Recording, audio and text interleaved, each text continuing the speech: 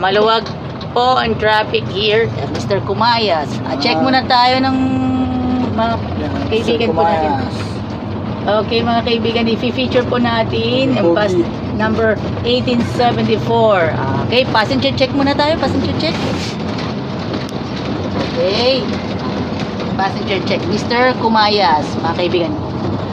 Okay, sa lahat po ng mga nakakilala kay Boss Kumayas, ay nasa 1874 na po mga kaibigan. At sa lahat ng mga kabataan po na mag-enroll po kayo any school, lahat ng eskwelahan, ayan, shout out sa biyayang Cubao, ay yun na itampok natin 8877. Yun ang papuntang Bustoyo. Yun, mga kaibigan, 8821 Bustoyo. Diwata naman. Mga kasamahan ko sa Metro San Pablo District 1, especially shoutout nga pala San Rafael Seventh-day Adventist Church. Next week na lang tayo magkikita-kita. Sa ngayon Central Terminal muna ako. Anong pagkakagawa ng expressway extension. Pwedeng-pwede yung mga biyayang mauban. Okay mga kaibigan. Ang estimated po ng biyahe, ilang oras na po yung biyahe ng Lucena hanggang LRT Buendia?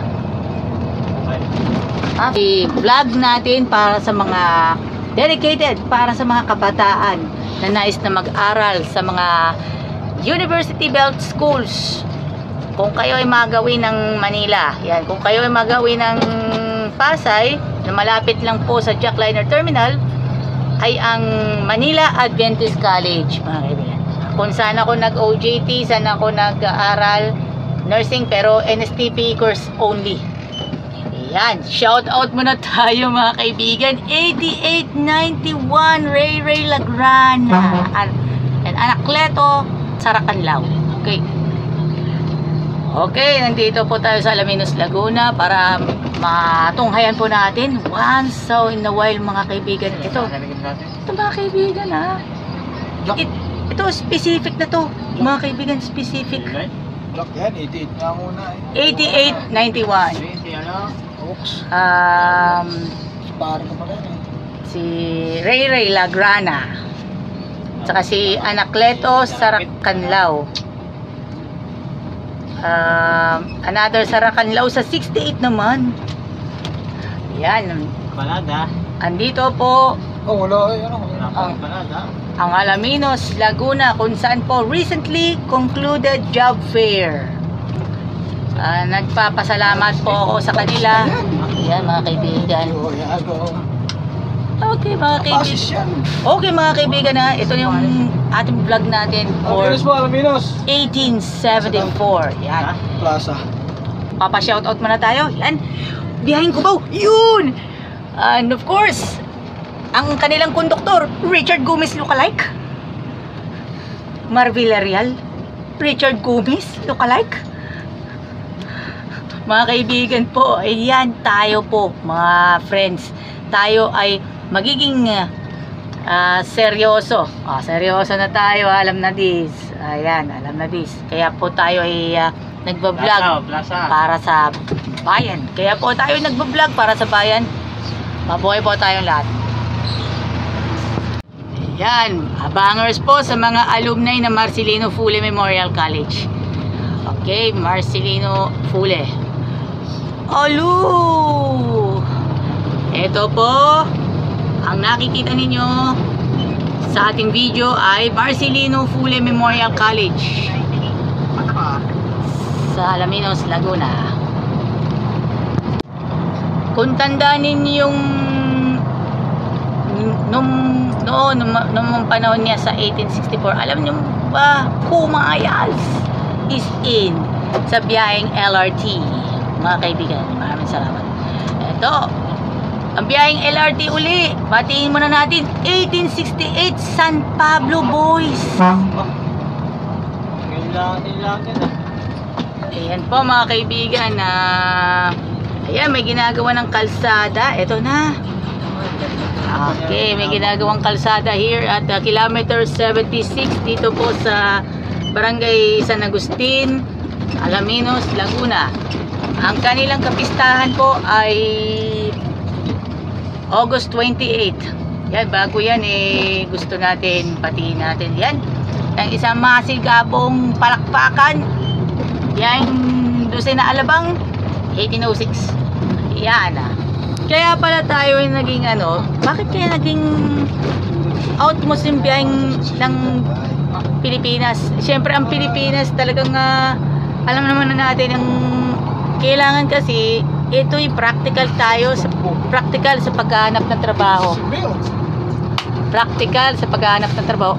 Sa lahat naman ng Adventist youth, alam na this. Bakit kaya hindi umaman na kaya yung ibang mga kabataan natin? Yung mga ibang mga kabataang Adventist, bakit kaya hindi umaman? Kasi una dyan meron silang activities inside and outside the church. Meron silang mga activities. Sana naman maghanap naman kayo ng trabaho. Hindi porket kayo nakatambay lang kayo sa simbahan.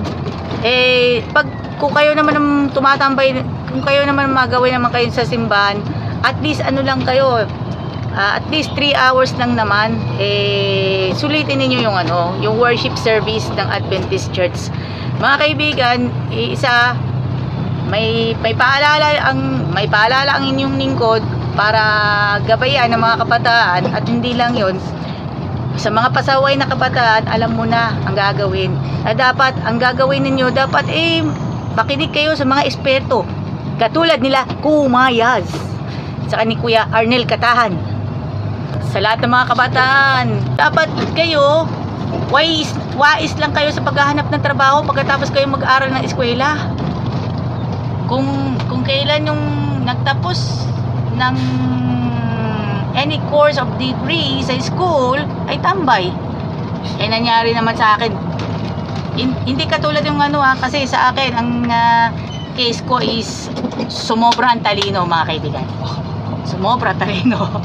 Okay, mga kaibigan, sumobrang talino. Hanggang dito na lang muna ang ating komentaryo, at kasama natin ang LLI Bus 1874. Yan, batiin na lang muna natin. Batiin muna natin si Alvin Cayube. Yan, si Ate Inday Dimaranan, si Ate Juliet Iwayan, si Frank Lorelia, at si Kumayas, at siyempre si Kuya Arnel Katahan, aka Jojo Alihar Lookalike. Thank you. Kumayas, at saka si Frank Lorelia, at sa lahat po ng mga vendors ng San Pablo Central Terminal, mabuhay po tayong lahat.